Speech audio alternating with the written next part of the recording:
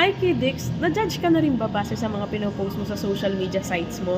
Like pag kumain ka sa labas, or kaya may mga pinost ka mga happenings at masasayang araw na ginagawa mo sa buhay mo?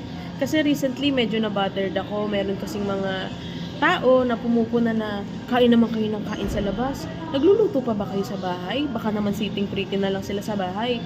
Nakakalungkot isipin na i-judge ka ng mga tao base lang sa nakikita sa social media sites mo. Like, pag nakangiti ba ako sa social media sites ko, ibig sabihin nun, hindi na ako nalulungkot. Hindi totoo yan. Hindi mo naman kasi pwedeng i-share lahat ng ginagawa mo sa bahay, sa buhay mo. Like, ipopost ko ba na umiiyak ako or malungkot ako. Syempre, yung mga ganong bagay, hindi mo naman na ipopost yun. Kasi like ako, ang tagline po namin sa Sky and Kid Show na Moonsy na ngayon ay dapat happy lang. So, I try my best na ma-enlighten at maging happy yung mga post ko para maka-inspire and maka-encourage ng mga tao. Isasama ko pa ba sila sa lungkot ko? Tapos, nakakalungkot lang na yung mga pumupuna pa sa'yo o humuhusga sa mga ginagawa mo ay yung mga malalapit pa at kakilala mo. Buti pa nga yung ibang tao, suportado kayo. Tapos nakakalungkot na iisipin mo na parang sitting pretty sila. Eh hindi naman. Karuan po kami nila mama at papa na maging masipag po sa gawaing bahay. Never po kami naging batugan o tamad.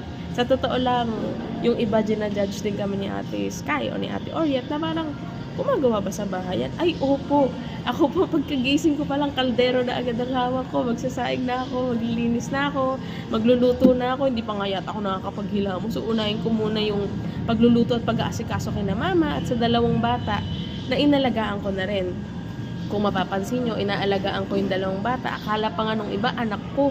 Hindi pa po ako nagkakaanak at single pa po ako since birth. No boyfriend since birth. At si Brand po, yung inaalagaan kong unang bata, ay pamangkin ko, anak ng kuya ko. Baby pa lang siya, tulong-tulong na po kami nag-aalaga sa kanya. At nung 6 years old siya, lumipat po siya sa amin na po ang isa sa tumayong nanay ni Brand.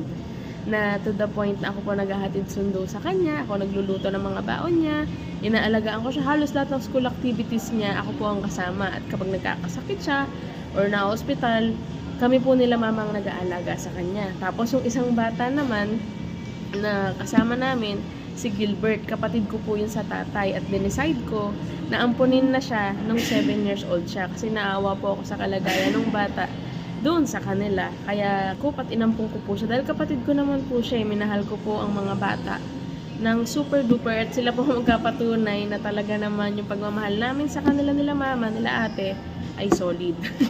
Tapos ayun lang, nalulungkot lang po ako na hindi naman natin kailangang husgahan ang mga tao base sa pinopost nila. Kaya nalulungkot po ako na pag nagpo-post pala ako ng masasayang bagay na nangyayari sa buhay ko, may nasasabi yung iba. Well, hindi naman mawawala ang bashers at mga maghuhusga sa'yo. Pero nakakalungkot lang pag mga ka-close mo, yung mga taong hindi mo inaakala na huhusgahan ka base lang sa nakikita nila. Hindi po kami tamad, hindi po kami walang ginagawa sa bahay. Kasi like ako po, gaalaga ako sa kapatid ko at sa pamangkin ko, inaalagaan ko rin si mama. Syempre, hindi naman na po siya bumabata. At busy din po ako sa paglilinis, sa pagluluto, sa pagtulong sa aking mga magulang. At dahil nga may sakit din si Papa, ako po talaga yung tumatayong nag-aalaga din sa kanya. Nung na-hospital din si Papa, ako po yung isa sa nagbantay sa kanya. Si ate nasa Dubai, yung dalawang kuya ko may pamilya na. So ako po talaga yung natira sa bahay para alagaan po yung family ko din. And kaya siguro hindi pa ako nagkaka-boyfriend, nagkakapamilya. Pero hindi ko na po pinagsisisihan nyo dahil mahal ko po ang pamilya ko. At ginagawa ko din yung pangarap ko para sa kanila. Imagine niyo po maliban sa kabisihan ko sa bahay at pag-aalaga, ako pa po yung manual talaga akong gumagawa sa mga vlogs, videos, and movies namin sa Moonsy. From pag-video, pag-edit, pag-script, and pag-upload. Ako po lahat yan. Wala akong social media manager, kaya talagang mano-mano po lahat yan.